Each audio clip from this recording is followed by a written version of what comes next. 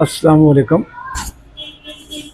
इश्तियाक बुखारी आप देख रहे हैं स्टेट न्यूज़ मंसरा। नाजरीन, आज हम जिस मौजू पर बात करना चाहते हैं वो इस वक्त फ़लस्तीन के मुसलमानों पर जो जुल्म और सितम ढाए जा रहे हैं और कौन से ममालिक जिन्होंने अभी तक फ़लस्तीन के लिए नेक ख्वाहिशात का इज़हार किया या अमली तौर पर मदद की, या वो ममालिक जिन्होंने एक गैर कानूनी रियासत जो इसराइल की है उसकी हमायत का ऐलान किया। और अब इस वक्त जो सूरत हाल है वो इंतहाई परेशान कुन है। फ़लस्तीन के मुसलमानों पर बमबारी हो रही है, जबकि बड़ा अच्छा जवाब भी उनको मिल रहा है। हिस्ट्री के अंदर इसको शायद भूला ना जा सके, हमेशा जो है इसे सुनहरे अरूफ से लिखा जाएगा कि इस वक्त जो फ़लस्तीन के हमास का जो तंजीम है, मुजाहिदीन है, उन्होंने फ़लस्तीन की ईंट से ईंट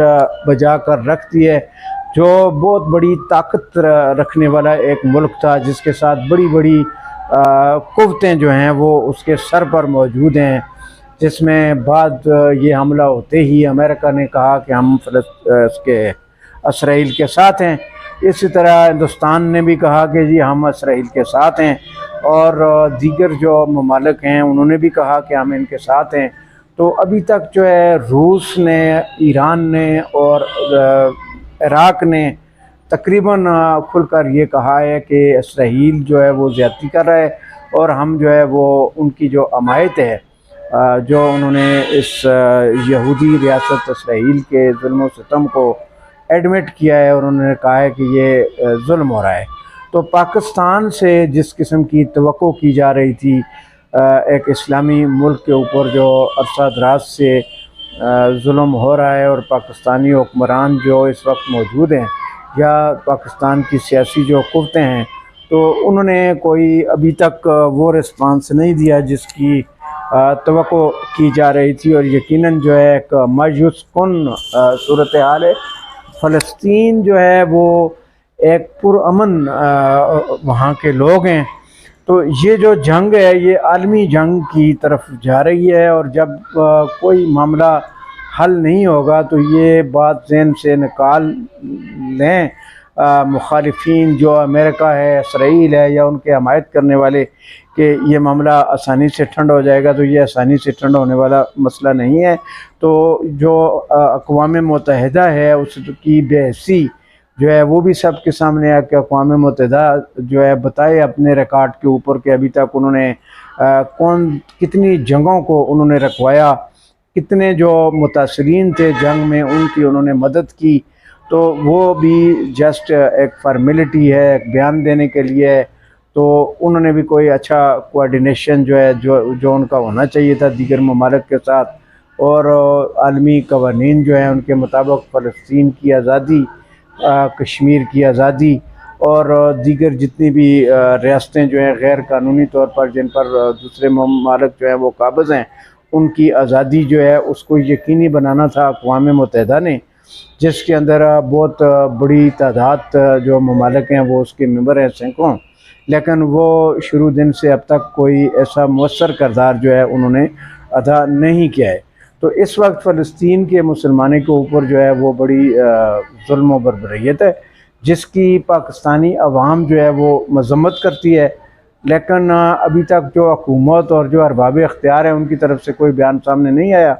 आना चाहिए कि जो ऊपर पार्लियामेंटेरियंस हैं, जो सियासी लोग हैं, जो इलेक्शन लड़ चुके हैं या जिन्होंने लड़ना है या जिन्होंने आइंदा इक़्तिदार के लिए जदोजहद करनी है, उन लोगों का फ़र्ज़ बनता है कि वो पाकिस्तान की आवाम की तर्जमानी करें। आने वाले कल इन्होंने इसी आवाम के पास आना है, और आवाम जो है उसका जो हमारा सर्वे है उसके मुताबिक आवाम की हमदर्दियाँ जो हैं वो फ़लस्तीन के मुसलमानों के साथ हैं। लेकिन चूँकि यहाँ से जब तक क़यादत जो है मुल्क की वो कोई एक्शन नहीं लेगी, तो पब्लिक जो है वो सिर्फ़ अपनी तरफ से इज़हार हमदर्दी कर सकती है। जमात इस्लामी जो है उसने भी ऐलान किया है फ़लस्तीन के मुसलमानों की हमायत का, जबकि मौलाना फजलुर रहमान ने कोई वाज़े अपना मौक़िफ़ अख्तियार नहीं किया, लेकिन उन्होंने एक मतलब एक अवाम वाला बयान उन्होंने दिया, जिसमें मुसलमान पाकिस्तान खुश नहीं है। उन्होंने ये कहा कि इसराइल के लोगों के ऊपर जुल्म और बर्बरियत ना की जाए, पब्लिक को जो है ना मारा जाए। तो इसराइल तो एक ज़माने से फ़लस्तीनी बच्चों को, पाकिस्तान की औरतों को इस तरह वो मार रहा है।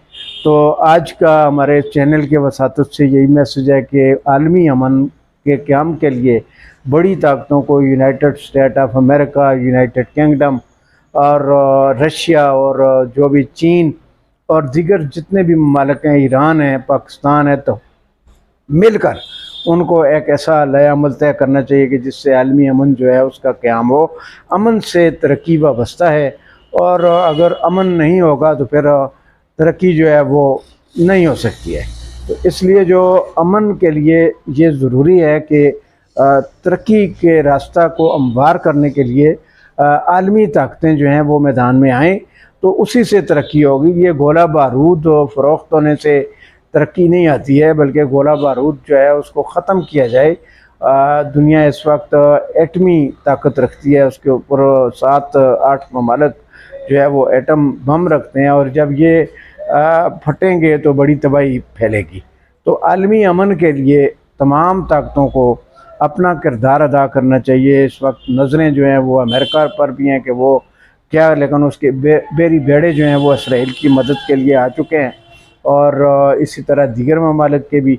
तो इस वक्त जो भी जंग छिड़ी हुई है उस जंग को रुकवाने के लिए आलमी ताकतों को एक पीसफुल वे जो है वो अख्तियार करना चाहिए।